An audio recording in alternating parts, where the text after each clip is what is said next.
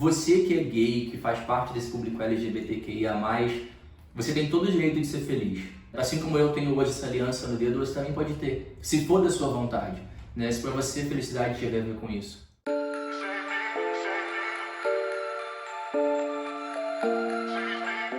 O assunto de hoje é homossexualidade.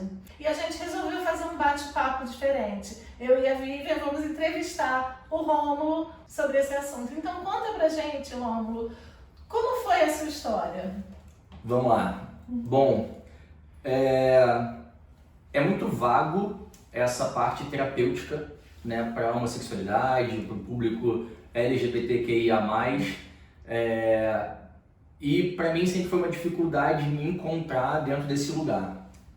Então assim, para mim isso começou muito cedo na minha história, principalmente a questão familiar, porque você não pode chorar porque você é homem, você não pode isso, você não pode aquilo, você não pode brincar com a boneca, você não pode, né, um monte de coisas. Você nasce com um estereótipo ali e você tem que seguir, né? Alguém te dá um protocolo, as expectativas de você são essas, segue.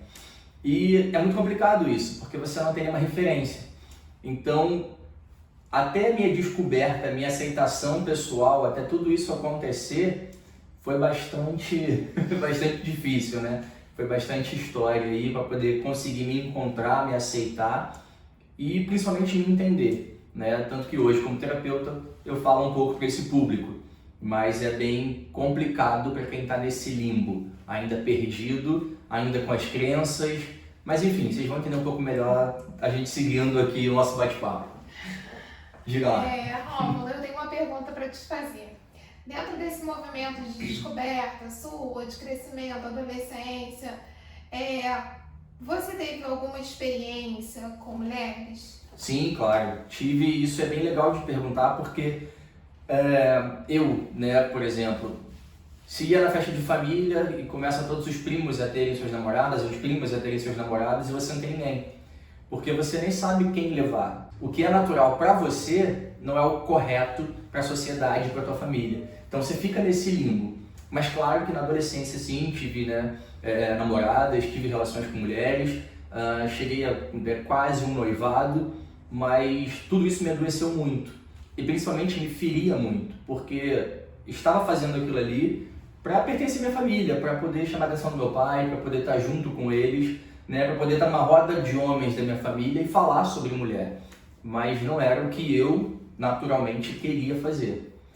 Bom, como eu falo um pouco da visão sistêmica aqui, né, e agora o que eu faço, muitas vezes quando a gente olha pela visão sistêmica, existe ali naquele sistema, naquela família de origem, um desequilíbrio da força masculina, da força feminina, às vezes são exclusões, às vezes perdas. Na sua história, você teve essa dificuldade com pertencimento? Existem outros casos na sua família que você trouxe como referência? Como é que funciona isso na visão sistêmica para você? Beleza, vamos lá. Bom, especificamente no meu caso, eu tive meu padrinho, né, meu padrinho de consagração na igreja, ele é gay, e na minha família somente ele. Mas sim, se houve algumas histórias de tios, algumas histórias de primos, mas todos ali casados, né, se identificando e se entendendo como héteros. Mas houve sim essa questão né, de ter uma outra pessoa dentro da minha família. E a questão que você colocou da sistêmica, sim, a minha família, né, a força predominante é a força feminina. As mulheres são muito mais fortes dentro da minha família, né? Eu venho de uma família muito mais matriarcal. Uma outra coisa que eu tenho curiosidade, Rômulo, é em que momento você teve certeza dessa sua postura em se posicionar como gay? Como foi isso? Então, o vídeo vai ficar curto. Essa questão para mim foi bem complicada porque, assim, primeiro eu, né, queria pertencer à minha família, então eu não aceitava. E quando você é novo, né, posso falar do meu caso e de alguns amigos que eu conheço e que eu converso sobre isso, e conversava na época, no meu caso especificamente, eu achava que sentia admiração por esses homens, né? Na adolescência, o amigo da escola tem uma perna grossa, O outro tem barba, o outro tem uma voz bonita e eu quero ter aquilo igual a ele. Então é como se fosse uma admiração, né? Um desejo de ser igual, de também ter aquilo. Mas aquilo, né, você vê que não é uma admiração. Você vai começando a crescer e entender sobre sexualidade e entender que aquilo ali não é uma admiração. E aí começam todos os dogmas religiosos na sua cabeça. Sim. E começa uma punição, né, uma autopunição. E isso é muito complicado. E pela primeira vez, quando eu fui para a escola de dança, e depois na escola de dança já na maioridade, quando eu completei 18 anos, a gente foi com o pessoal da escola de dança para um boate gay. E foi ali que eu entendi que existiam outras pessoas como eu. Foi ali que eu entendi que existia um mundo, né, noturno, escondido, escuro, que eu pertencia. Então, assim, o meu mundo não era na luz solar, né? Meu mundo não era exposto. Era uma coisa reprimida e só naquele momento ali. Então, para eu ser eu tinha que esperar o final de semana, à noite, naquele local. A margem da Exato, a margem da sociedade, sociedade completamente, né? Para eu poder ser eu, pertencer a um grupo. Mas ali foi onde eu descobri que o que eu era existia, né? E o que eu era tinha um nome, tinha uma denominação, né? Tinha um local no mundo. Sim. Foi aí que eu fui conhecer sobre a história de gays, aí que eu fui conhecer, porque até então, pra mim, nessa coisa de travesti, o bichinha, a sapatão, sabe? Tudo isso, pra mim, eram coisas muito pejorativas, muito ruins, entende? E que eu não podia ficar perto, não tinha que estar perto disso. Isso é uma outra curiosidade, porque você, por exemplo, você não tem o tipo, né, afeminado, você não tem a voz, e aí como é que foi você se perceber nesse local, ao mesmo tempo pertencendo, mas tão diferente quanto aquele mundo lá que você chegou? Quando eu, né, chego nesse lugar e vejo isso, e vejo, até meus amigos mesmo da dança na época, eu via o quanto eles eram bem resolvidos, mas bem afeminados. Sim. E eu não era. Só que eu não era hétero, né, não estava ali com um futuro pai de família, igual meu pai e meus primos.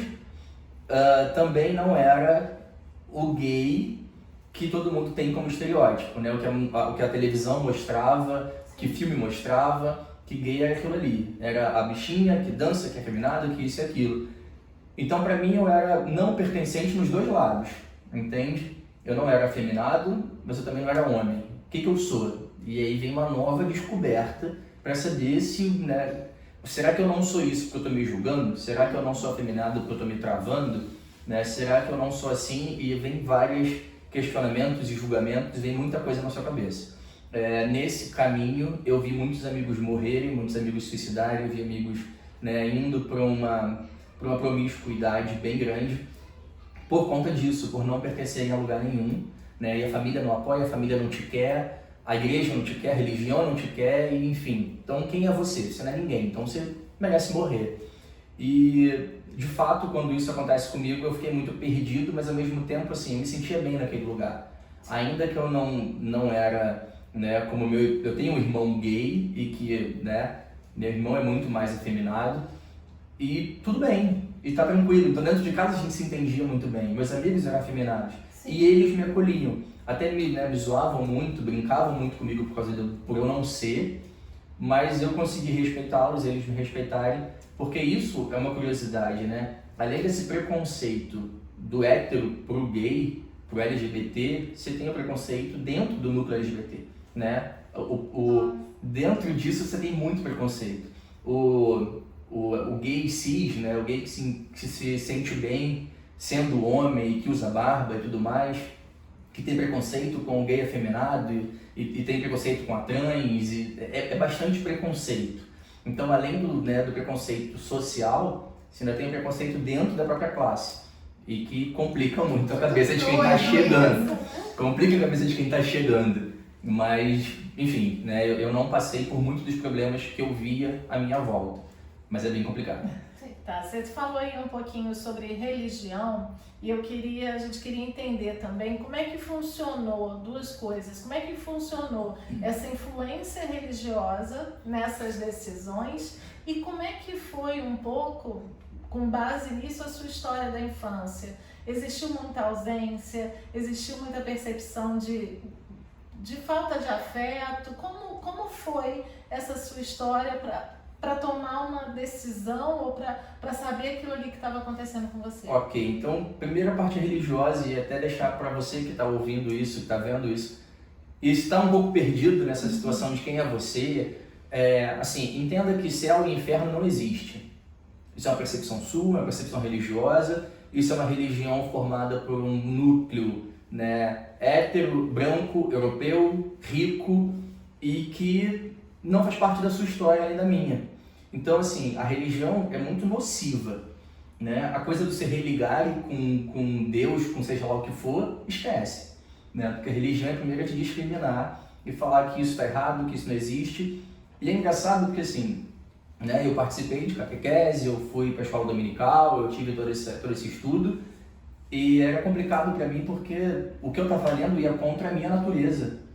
Então, Deus, para mim, foi o primeiro que me julgou, né? Para mim, a Bíblia, né, o livro sagrado, falava mal de mim. Eu era o demônio, né, daquele livro. Então eu me via nesse lugar e... Depois foi estudar espiritualidade. Depois eu fui estudar muito sobre, né, filosofia aí para poder falar sobre isso.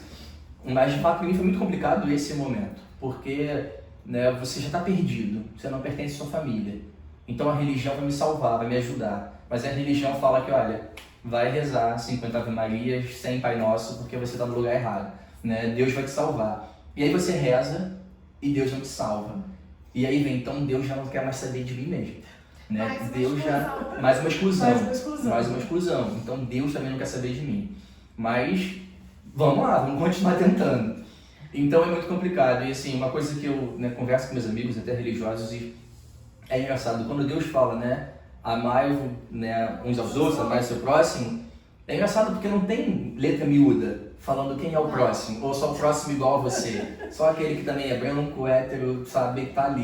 E todo mundo muito diferente, né? Se a gente for parar, exatamente, não existe nada, nem gêmeo é igual. E aí o que vem ainda além disso é que assim, você vai pro inferno. Se você olhar na Bíblia inteira, não tem inferno escrito em nenhum trecho bíblico. Então, como é que eu vou? Ainda vou para um lugar que não existe, sabe? Mais uma exclusão. Eu vou sair do mundo para um lugar que não existe. E aí, assim, você entra numa revolta, né? Contra você, contra a tua essência, contra o teu corpo, contra a sua pessoa, contra a sua natureza. Porque eu não sou hétero, eu não sou, né, merecedor de Deus, eu não vou para o céu desde novo. E aí, quem eu sou nessa vida, né? Qual é o meu lugar? Você não tem lugar. Que vazio, exato. E você entra numa situação, assim, pelo menos, né, foi muito pra mim. Por que todo mundo consegue aceitar a mulher que nasceu da costela de um homem, que fala com uma cobra, que come uma maçã e é punida, sabe, de um paraíso, que essa cobra nem devia estar lá, né, porque a cobra não era para estar no paraíso. Tudo isso é aceitável. O homem que saiu do barro, mas não é aceitável um homem dormir com outro homem. Sabe? E aí a tua cabeça faz pam, dá aquele bug, sabe? Né? Porque exato. O Rômulo é casado, Tô aí, então assim, eu tenho uma relação estável, né? Isso é legal de você ter levantado, porque assim, a gente vem numa criança de que você que é LGBT, você precisa ser promíscuo, né? Como eu falei, o meu lugar, quando eu me encontro com 18 anos, era onde? Num beco, numa boate, escuro, escondido, e todo mundo ali querendo sexo. Mas por quê? Porque não é merecedor do carinho, você não é merecedor de ter uma família, sabe? Você não tem aceitação, então eu tô junto com outros excluídos. Sim. A gente se vampiriza aqui, amanhã de manhã vai cada um para sua casa, e os que sobreviverem, semana que vem voltam para esse mesmo lugar, entende? Então, você que está entrando nessa vida, você que tem esse medo, você que não sabe como vai ser, primeiro, assim, entenda que você não precisa ser promíscuo, né? Isso mudou. Promiscuidade tem a ver com raça humana e não com gênero. Segundo, se você está nesse limbo, não sabendo quem é você, qual é o seu gênero, se você é trans, se você é trans não binário, se você é gay, lésbica, a gente tem como te ajudar. Tanto pode ir lá pelo nosso Instagram, pode vir pelo nosso WhatsApp, pode entrar aqui, né, deixando um comentário aqui no canal, mas de verdade, a gente consegue te ajudar, porque eu estive nesse lugar. Para mim foi muito difícil, né, fazer uma faculdade, porque ninguém vai me aceitar no trabalho, então eu não vou fazer faculdade.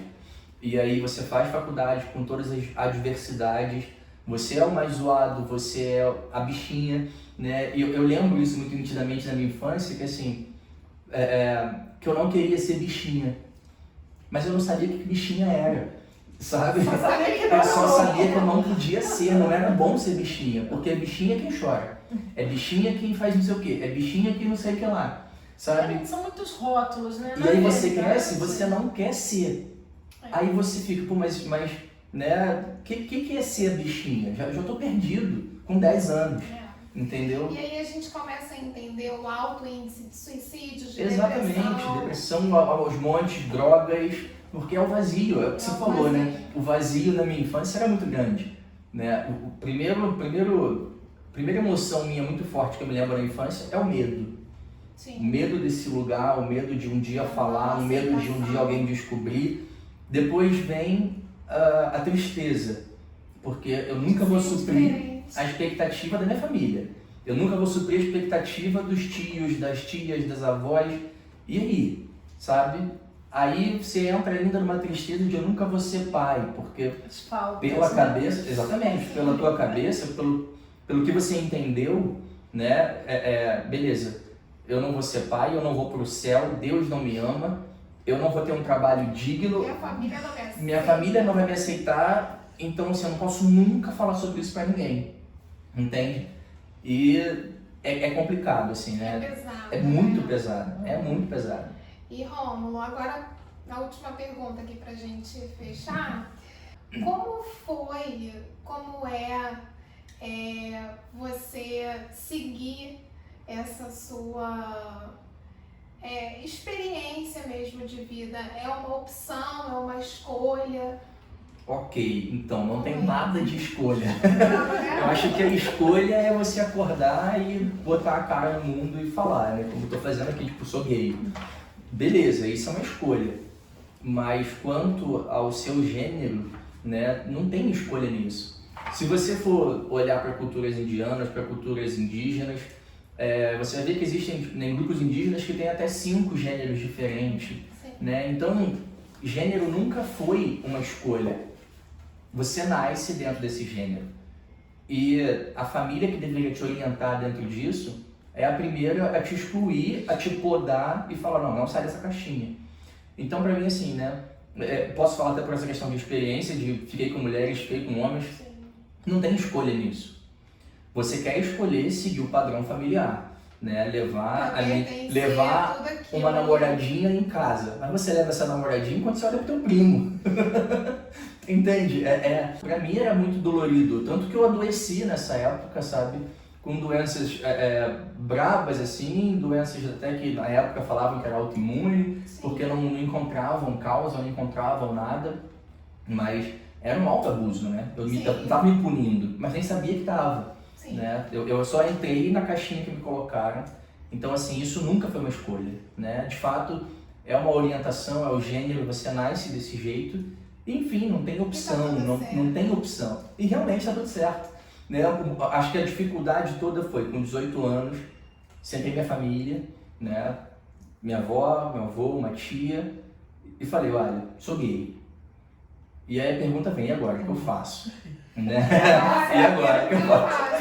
Exato. Essa é a pergunta que a gente mais fez. E agora, o que eu faço? Né? Falei pra eles. E eu lembro minha avó dizendo assim, não conta pra ninguém, deixa a gente digerir isso primeiro.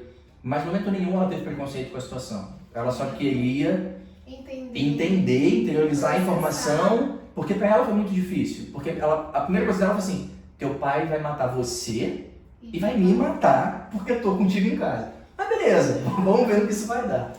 Mas foi muito tranquilo pra mim, né? Mas eu sei, tive muitos amigos, eu perdi muitos amigos, que não foi nada tranquilo a vida deles. Então assim, pra mim, enquanto eu fazia essa pergunta e agora o que eu faço, outros nem puderam se perguntar, morreram antes de pensar. Tira uma dúvida rapidinho, só se é que a gente já ia terminar, porque tá ficando grande. Mas você falou sobre namorar mulheres mais velhas. Você tinha essa avó como referência. Total. A procura das Sempre. mulheres mais velhas era uma mãe, era A uma mulher avó. mais velha era a avó. A que você E é procurava isso, ali na falando cabeça. disso agora, tá vindo aqui todo o Vamos registro, sem insights. todo, É assim que acontece. todo em terapia. o currículo, todo o histórico. Tô eu em terapia agora. Vamos lá, daqui a pouco eu choro. Todo esse insight vindo, eu tive uma parte até uns 24 anos, 25, onde eu só buscava homens mais velhos. Aliás, pessoas mais velhas, tanto mulheres quanto homens. Eram só pessoas mais velhas. Mas, lógico, buscando o pai, que só foi me aceitar agora quando eu quase morri, né, em dezembro, e buscando essa avó, né, buscando essa figura, essas referências nessas pessoas. Tanto que eram relacionamentos que nunca davam certo, porque eu queria ser cuidado por eles, sabe? Eu já te escolhi uma pessoa mais velha que eu pra isso. Sim. Eu quero que você cuide de mim, zele, né, dê carinho, me dê alguma coisa. Aquilo que eu não tenho. Que não é o papel Eu deles. recebi, Que não era o papel deles também. E isso é muito incrível, né? Dentro desse nosso universo, depois que a gente entra e mergulha fundo dentro da gente. Entende, né? Onde estão essas faltas, essas ausências, principalmente nos relacionamentos, né? Porque a gente vai buscar ali num parceiro aquilo que a gente sentiu falta lá atrás, né? Claro. E dentro da homossexualidade a gente entra novamente em relacionamento. E relacionamento é a base de tudo, É a né? base de todo o trabalho, É a de base toda a de tudo. existência, né? A gente tá aqui pra isso, pra se relacionar. Não importa como seja. E é Mas- isso, pessoal. Você fala Não, justamente sobre isso. Se você que tem dúvida, você que está perdido, você que quer alguma orientação nesse sentido, acho que tanto a parte, né, dessa homossexualidade religiosa, espiritual, enfim, onde você se julga, se questiona, se culpa, se quiser algum apoio nesse lado, alguma orientação, fazer uma terapia, fala com a gente está aqui para te ajudar com certeza. E pelo número de pessoas que buscam a gente com esse assunto, com certeza, né, tem muita gente precisando aí de uma ajuda, então querendo nos busque, a gente está aqui para isso. Foi um prazer, pessoal, estar com vocês mais uma vez. Conte conosco, siga o canal e a gente volta aqui mais vezes para responder a todas as questões que vocês deixarem lá pra gente. Uma coisa importante, né, que eu estava mexendo na aliança, eu lembrei disso. Você que é gay, que faz parte desse público LGBTQIA+, você tem todo o direito de ser feliz. Então, assim, né, assim como eu tenho hoje essa aliança no dedo, você também pode ter, se for da sua vontade, né, se para você a felicidade tiver a ver com isso. Então, se permita ser feliz. E eu ia falar justamente sobre isso. Se você tem alguém passando por isso, se você viu esse vídeo, lembrou de um amigo, lembrou de um primo, lembrou do... Quem você achar que precisa desse vídeo, encaminha, gente, porque isso pode dar um olhar muito diferente para as pessoas. Salvar uma vida. E ajudar muitas vidas, porque a gente recebe aqui no consultório muitas pessoas que nem imaginam que estejam nesse conflito. E quando a gente prossegue, vai a fundo na terapia, a gente encontra muitas questões de sexualidade que não estão resolvidas. E a pessoa chega aqui com uma queixa de depressão, ansiedade, já atendemos pessoas que se cortam. E quando a gente entra, aprofunda, a gente consegue trazer a questão da sexualidade que não é aceita, não é aprovada. E aí começa um trabalho lindo. Em falar nisso, o vídeo da semana que vem vai ser sobre sexualidade. Então não percam lá no canal. No próximo Sigam lá. É isso. Tchau, tchau.